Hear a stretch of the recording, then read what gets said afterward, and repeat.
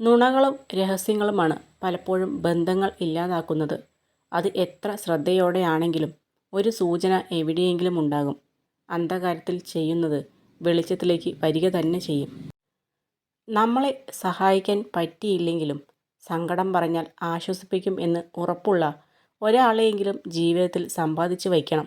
ആരെയും തോൽപ്പിക്കാനല്ല, സ്വയം തോൽക്കാതിരിക്കാൻ.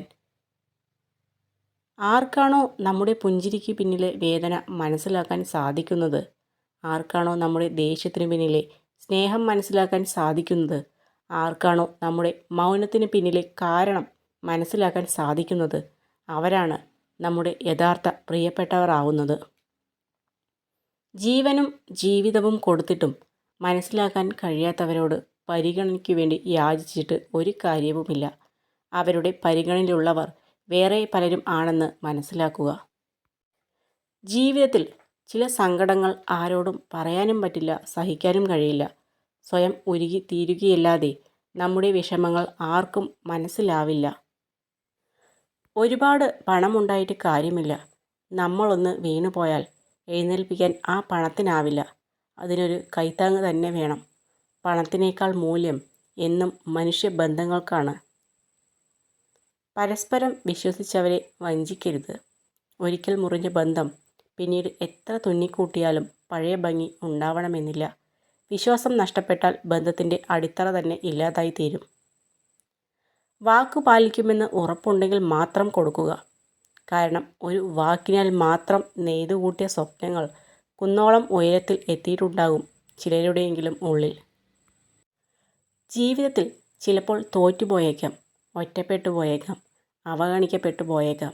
എങ്കിലും ഒന്നിനും ആരുടെയും കാലു പിടിക്കരുത്.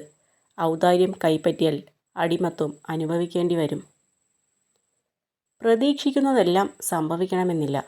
എങ്കിലും നല്ലത് ചെയ്യുക, നന്മയിൽ ജീവിക്കുക. അപ്പോൾ ജീവിതം മനോഹരമാകും.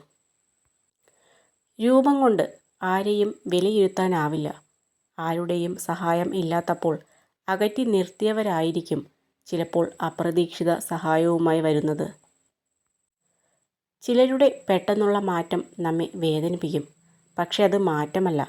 അത്രയും നാൾ അവർ അണിഞ്ഞിരുന്ന മുഖംമൂടി അഴിഞ്ഞു വീണ് തനിനിറം പുറത്തു വന്നതാണെന്ന് നമ്മൾ തിരിച്ചറിയണം.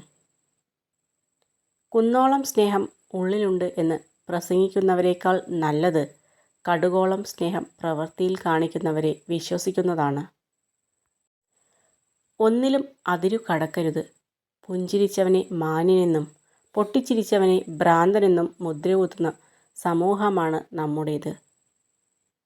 എനിക്കൊരു കഴിവുമില്ല, ഞാൻ നിസ്സാരനാണെന്ന് നിങ്ങൾ ചിന്തിക്കുന്നുണ്ടെങ്കിൽ ഒന്നോർക്കുക, നിങ്ങളുടെ ചിന്തകളാണ് നിങ്ങൾക്ക് ചുറ്റുമുള്ള ലോകം സൃഷ്ടിക്കുന്നത്. നല്ല ചിന്തകൾ കൊണ്ടും നല്ല സംസ്കാരം കൊണ്ടുമാണ് ഒരു മനുഷ്യൻ വലിയവനാകുന്നത്. പണം ഏത് ചീത്ത മാർഗത്തിലൂടെയും സ്വന്തമാക്കാം. സ്വന്തം തെറ്റുകൾ ഒരിക്കലും അംഗീകരിക്കാത്ത ആളുകളിൽ നിന്നും അകലം പാലിക്കുക. കാരണം അവർ എല്ലായ്പ്പോഴും നിങ്ങളെ തെറ്റുകാരനാക്കാൻ ശ്രമിക്കും.